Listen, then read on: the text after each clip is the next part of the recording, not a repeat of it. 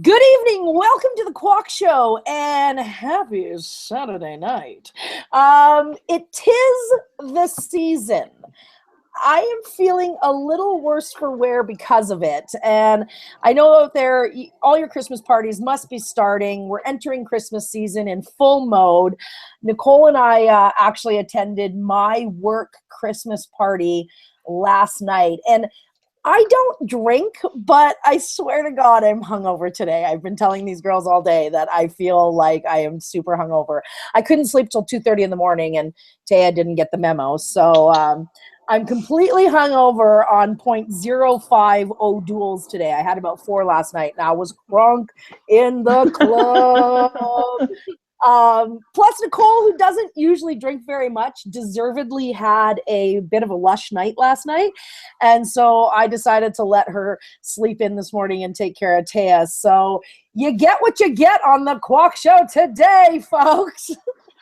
Welcoming to the panel tonight, we have Stephanie from Two Girls, One Goal. We have Amanda.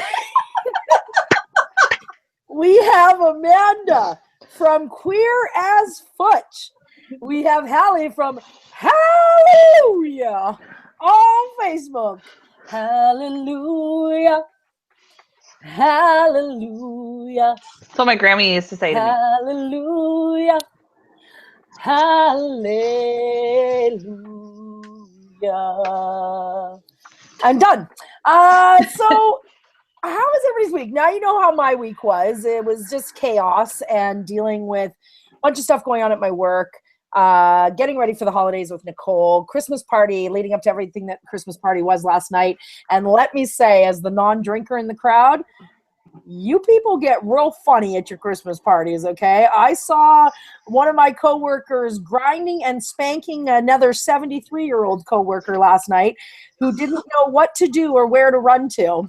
I also saw this same person grinding against one of the individuals in the wheelchair who thought he had won the lottery and was having the night of his life last night. So that's how my Friday night was. Steph, That's what did you do? What did you do last night? Not that.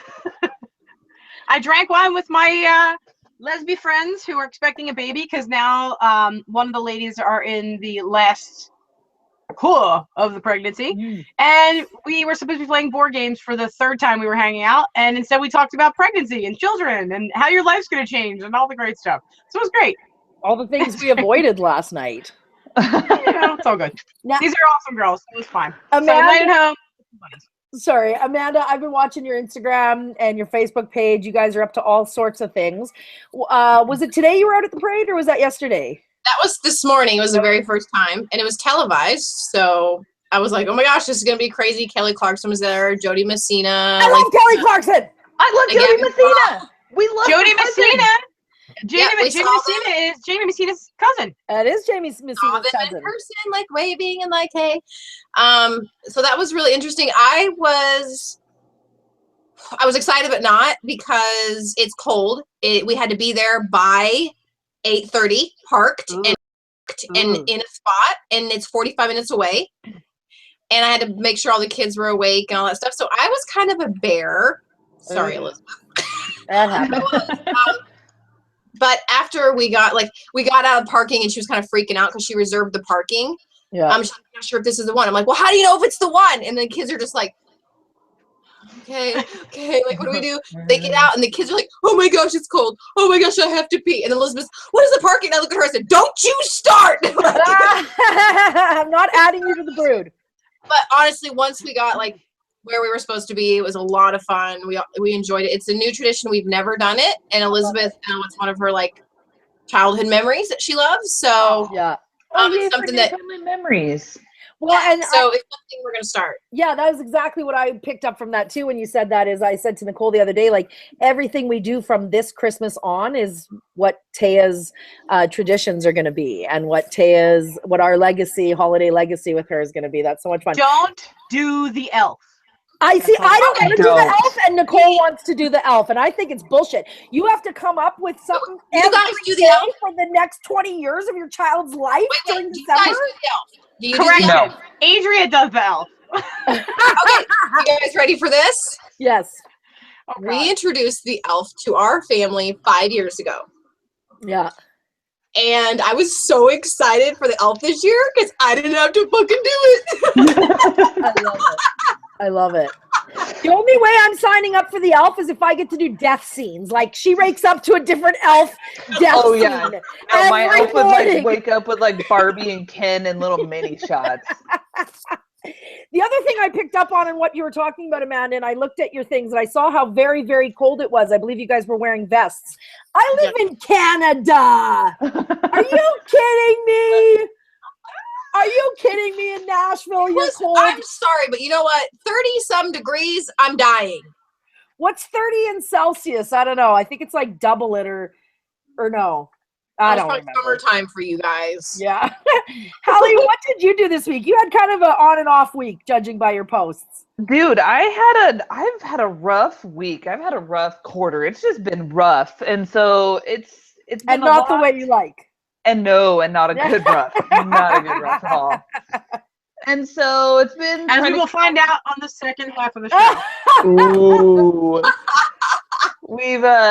So I tried to come out of my funk. I tried guided meditation for the first time. That was really cool. If anybody has like any information about good guided meditation, leave it in the comments below because I want more information about it. I need to get my mind right, and it's just kind of all over the place. But towards the end of the week, last night, I was working my second job, and I went and had drinks with some coworkers, and I made new lesbian friends, so that was nice. Yay! Lesbian friends! Lesbian friends! This is totally not even holiday like topic, but the new job I started in September. It's news, right? This is good news though. Yeah. September, I got hired on as a temp to hire. So I went with a contracting agency. Yeah.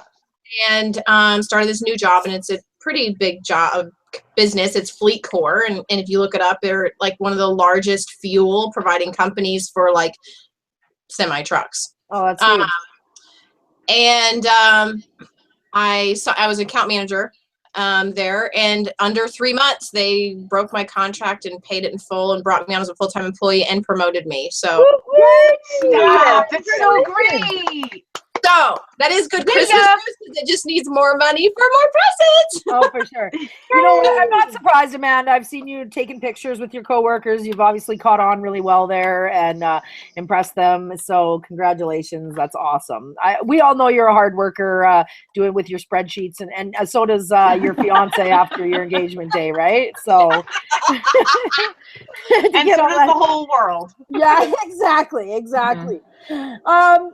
So what we're going to be talking about on the Qualk Show today, and we're going to get rolling with some hot flashes here, but we're talking all about being gay at the holidays, and I don't mean festive. We're talking about how tough it can be on some, and some of us have unaccepting families. We wonder if we should de-gay our house if our parents are coming over, if we're hosting things. Should you, shouldn't you? Feeling unaccepted and depressed. There's a lot of depression that goes around in society in general, but also even more so in some ways in the gay community. It's getting better, but it's definitely rampant at Christmas time. And what about like family that says you can come to the party, but your partner can't, or you can come, but make sure you call each other buddy and don't have any kind of contact with that. So how do you navigate this? Do you bend to family demand, or do you be true to you? And it's really easy for some of us who have been out for many, many years to say, be true to you 100%. But if I'm going to be honest with myself, I was gay practicing for 2 years before I told my family that I was gay. So if they had to come during that 2 years, I would have de-gayed the place 100%. And I lived in a one bedroom apartment with my first girlfriend for 2 years before I came out. So like, duh. But anyways, let's get rolling with hot flashes and talk a little bit more about this subject. So Burton Hillis states, the best of all gifts around any Christmas tree, the presence of a happy family, all wrapped up in each other. Doesn't that paint a lovely picture? Is this tableau easy for anyone to achieve, regardless of whether you're gay or not, these like epic family feel-good scenes. Is anybody having those? I mean, I am now. Yeah. Yeah? Tell me about it. How do you achieve it? Go, Hal. Steph? Oh, You go. ladies first. Oh, you always talk over me. I have achieved that through selective reduction. I don't allow everybody into my life, and I don't allow, if you're negative energy, absolutely not. So it's not always, now I am very blessed and my family is amazing, but I am also very picky about who's in my social circle. So I will make sure that I surround myself with good, positive energy, and that's all that's allowed in my life. 100%.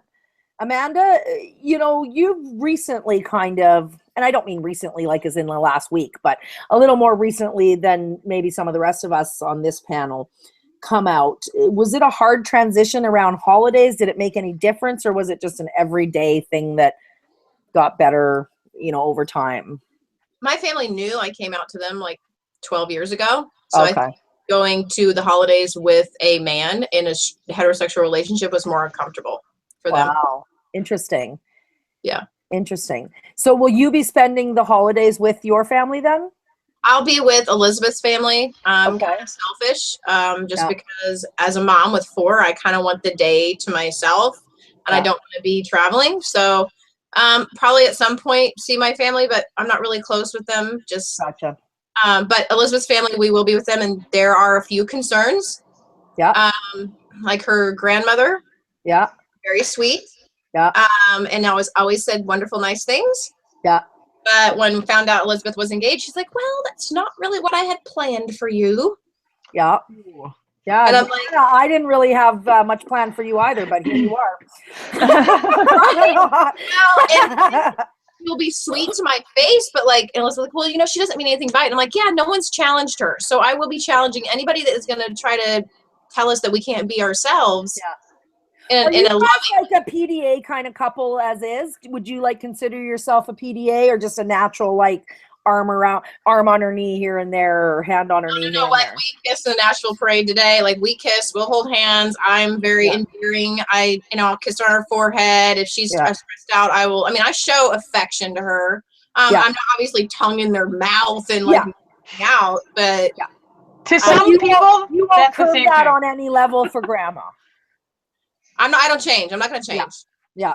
Now Elizabeth did. Now she told me in her past relationship when she was with her family, she didn't really act gay with her ex-girlfriend. So when I came in, I automatically was just myself. And so she wasn't wearing the chaps and the nipple tassels. Then she wasn't acting gay. No.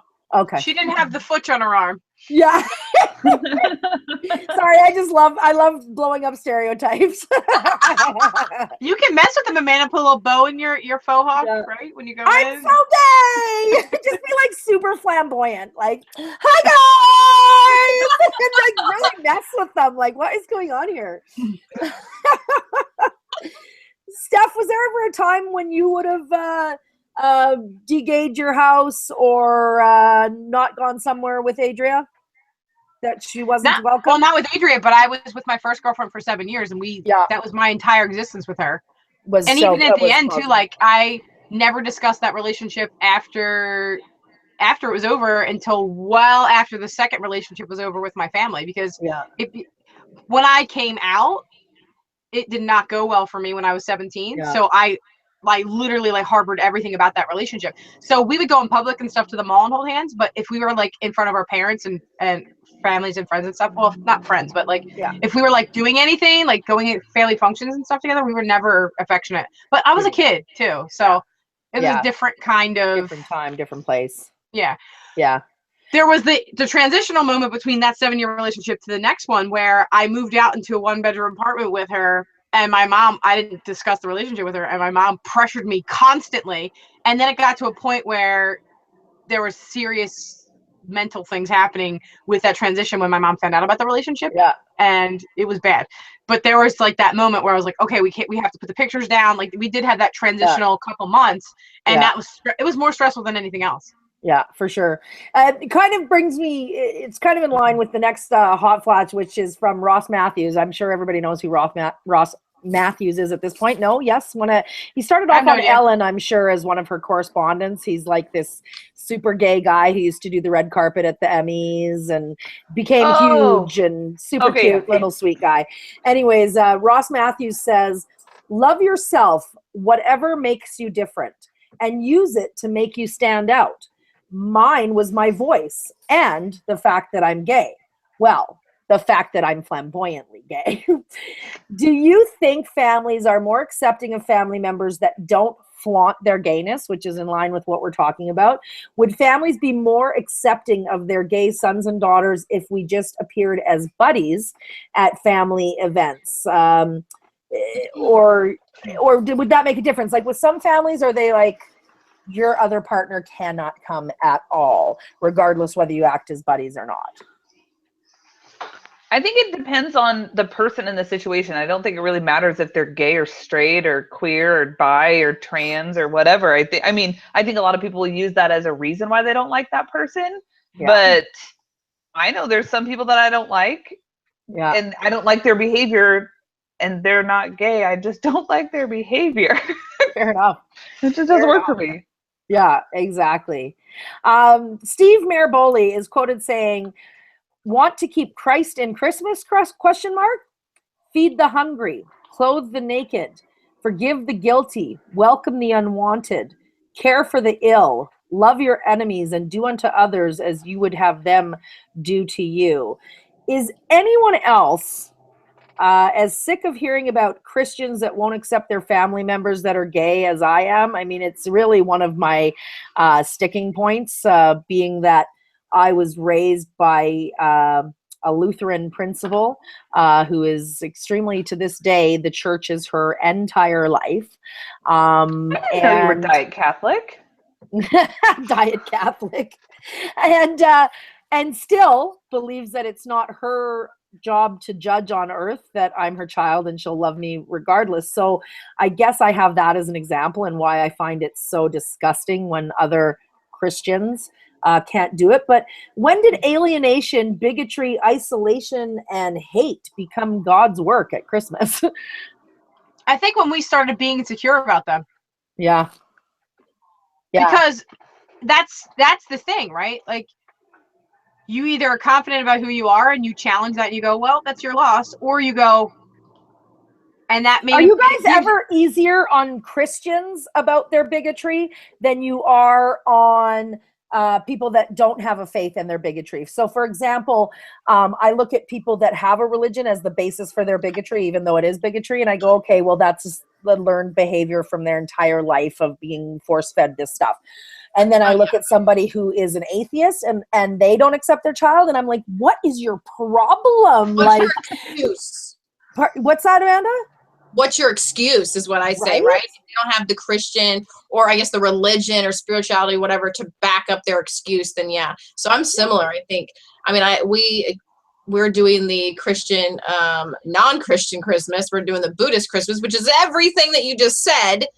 Yeah. You're celebrating kindness and love and sharing and doing that. And here's the thing that gets me. Because it is supposed to be his birthday, they're celebrating his birth. Yeah. Why does everyone else get presents? Right. Right. Well, the I've whole never thing, understood that next level point. Arguably, Christmas is no different than Valentine's Day or Easter from the standpoint that it's just become an absolute marketing stand. I mean, Nicole and I are not exchanging Christmas presents this year. I don't think. I mean, we might get Taya's stocking to undo, but she's barely one. She doesn't even understand what it's about, and. You know, we've decided going forward, I don't remember the little saying that Nicole has, but she's only going to get 4 presents each Christmas. Need, read, yes. Share, wear. Thank you. Exactly. Wait, need, read, what? Share, like a gift that you can share, like a toy or something, right? And then a wear. Yeah. Oh, see, I I think- do that only then there's a want. Like, There's no point. Nicole's is something you want, something you need, something you wear, something you read.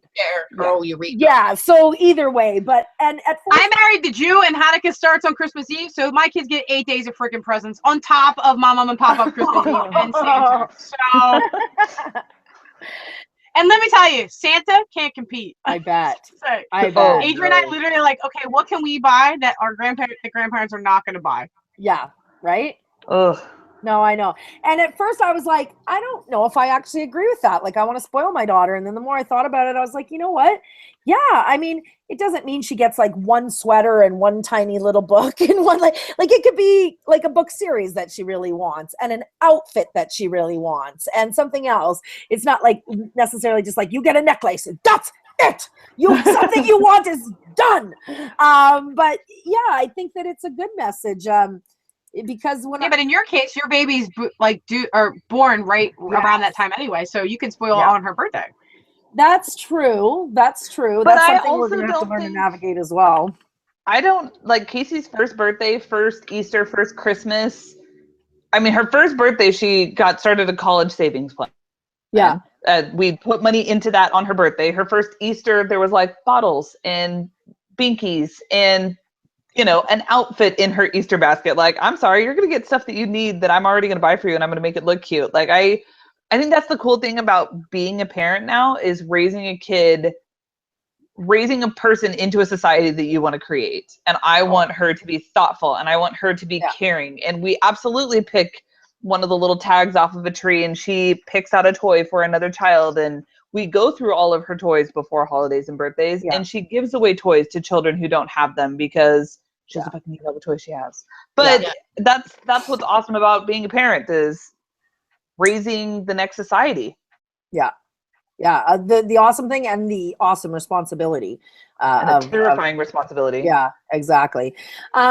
So let's say that you had, you absolutely adore your family and your nieces and your nephews, and you've got like 10 of them, and you're like the greatest auntie and blah, blah, blah, but it's at Uncle Seymour's house and he hates the gays. And so, do you legit not go and deny yourself, seeing everybody you love and then seeing you? You don't go. What about you, Amanda? Yeah. With my ex-wife, she had step family that was Lutheran, like in the church Lutheran. And they had not really talked to her for years after she came out. Then when we got married and we had a child, they wanted to be more involved because Casey's a sweet, awesome person. Yeah. And so we would do some things with the family, but as far as like Christmas Day, it was at our house with my mother-in-law and with people that we wanted to spend the day with. Yes, there was a huge thing going on at the great-grandparents' house, but no, we weren't going. And yes, it would have been nice for her to spend that time with her cousins, but we created the environment that we wanted her to have Christmas. And it was with the family that we could, I mean, we weren't super affectionate, but it was, if we were at the grandparents' house, Casey's great-grandparents, we didn't, I mean, it would be, the babe back and forth, but there was no touching. There was definitely no kissing. I mean, it was. See, I can't do that. I literally, since I've become a parent, there's a 0 tolerance policy for if I can't be authentic because my kids are watching me all the time. So if I'm in an environment where I feel uncomfortable or that I feel like, because I automatically feel like if your kids sense that you're uncomfortable, it's because that person's right. Mm-hmm. So it sends the message to them that you are in fact different and weird and all the things that that person thinks because you deliberately are not being authentic. So and family, friends, anybody, like coworkers, all that kind of stuff, like I separate myself so that I can be authentic. And I think that that's what you should do. I don't know. I totally agree. It's a hard thing to navigate though, because you want your child to be exposed to all these people. Personally. Yeah. For you. I mean, it depends on your age. I think it really depends on your age and your maturity. And like, Steph, if your family at this point, for whatever reason, doesn't accept you, you've still got your own family. Like, it's like, I've still got this here. But what about those people that don't have anything else? They don't have kids yet. They don't have a partner. And they're depressed there at Christmas. I've told this story on this show before, and people love this story. But, growing up, not love it, but the Christmas Day was the busiest day at the bar. And this is back in the day. It's gotten a bit better, but and one of the first year I was like, why is the bar open on Christmas Day? That's the weirdest thing I've ever heard of back in the day. And it was the most packed day of the year because most of the people didn't have anywhere to go for Christmas. And so it was the only place you felt like family. So what do you do with the depression? Okay, so now you've decided you're going to boycott everything because they don't agree with you, but now you're sitting at home by yourself on Christmas feeling depressed. Then that's when you pull your tribe. I was more depressed sitting at a table with people who didn't accept me. And then I had to fake being with my girlfriend in the room than I was when I grew balls. And I said, screw all of you. And when you're ready to grow up and be in my life, here's the rules. And I separated myself for 3 years from them. Yeah. And what happened was it's not reverse psychology as much as it was I forced them to be responsible for their own actions in regards to my life. Yeah. And I'm very passionate about it because I was so sad. I spent literally the first 10 years of my end of the teens to the middle of my 20s being completely sad about the fact that I thought that I was different because they made me feel that way. And then when I matured and I said, no, I'm good. I'm a good person. I literally will do anything for all of you and you won't do that for me. I don't have time. So I don't know, it was a shift for me. Yeah. And I set the standards and I said, you can either be a part of the standards or I'll go find my own way. And it just turned out for me that they could see that I was a genuine person and I didn't deserve to be treated that way. And then one by one, it just worked out. But I don't know if that's the case for everybody, but I would rather be depressed at a gay bar on Christmas Eve than be depressed at a Christmas table with 10 people telling me about, why I'm, I should, go to hell. Like, You're nodding your head, Amanda. You agree? Yes, that's why when I said I'm spending time with Elizabeth's family, it's because unfortunately I have family that want me to be different. It's because of children, because of my nieces who totally looked up to me and adore me, and I haven't seen them in over a year. That's sad. Because I kept one of my nieces for 2 summers, and I helped raise them, and I haven't seen them, and it's basically someone can't accept me for who I am, and they don't want my children to talk about the fact they have 2 moms and be proud of it. And I'm choosing to not put them in a situation that makes them uncomfortable. Right now, my kid's like, Mom, we don't get to go do any Christmas programs or anything with anybody in local. And I said, baby, I know it's hard right now, but here's why. It's like Stephanie says, I don't want to put my kids in something that's gonna make them uncomfortable. Yeah. And Hallie too. That anything about their home life is wrong. Yes, and we want to create this environment for them, and so why put them somewhere because they feel lonely, and then they're going to feel horrible about their family and choices that we've made for them. So, yeah. No, but I completely agree with all of you guys, and for myself as well. I've been around for a lot of people coming out and a lot of people's processes because I'm the old balls one on the panel. And, there's just, I don't know if I'm friendly or what, but I've just helped a lot of people with the coming out process. And there's not one person, as difficult as it is and as heartbreaking as it is, and even though family can dismiss you for a moment, a minute, a month, a year, forever, not one person has been sorry that they came out.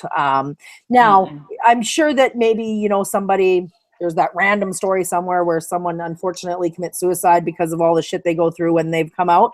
But for the most, I've never met anybody that wishes they hadn't done it. Yeah. I don't know. I guess the listeners, put that in the comments below. Have you ever regretted it? Yeah. Have you ever regretted it? If you're out, and whether you're accepted or alienated, did you ever regret it?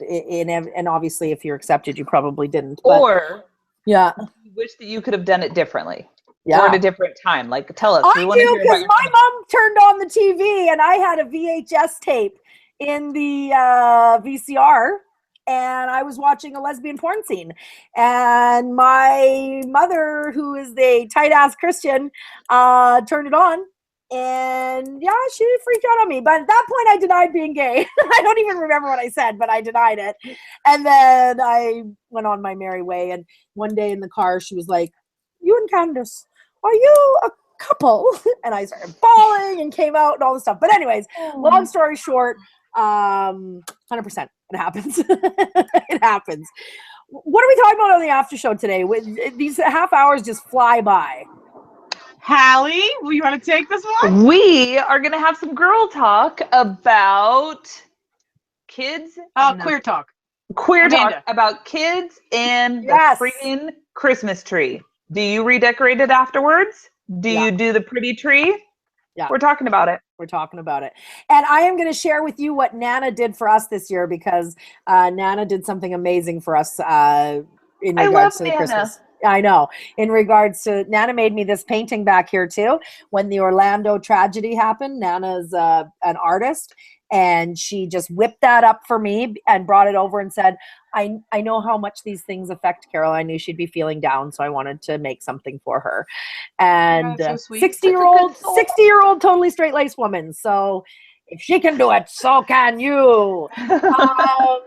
Stick around for the after show. Everybody's going to be with us. We're hanging out. Where do they sign up for it, Hallie? You go to thequalkshow.world and sign up on the bottom. If you need actual instructions, because it's a few extra steps, you can go to our Qualk Show Facebook page, and there's actual instructions pinned to the top. But first, make sure that you like this video, that you subscribe. You need to hit subscribe, because we're going to be launching some red.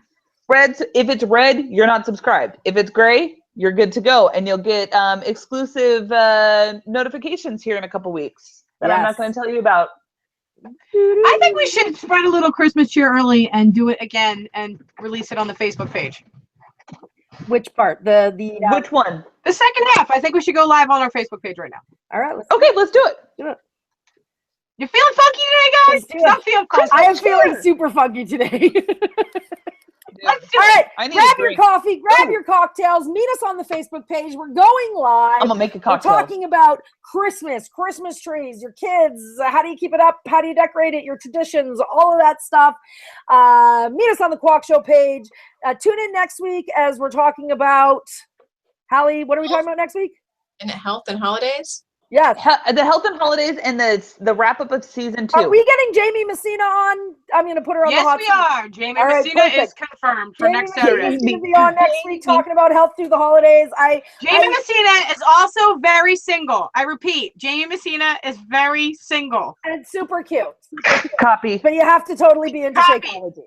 Attention, single lesbians. She is single and ready to mingle. Meet us on the other side. If you're leaving us, thanks for tuning in. Tell your friends, tell your coke workers. Well, I didn't know we were doing blow on the show. I didn't prepare. I didn't call my dealer. Something to talk about. Peaceful.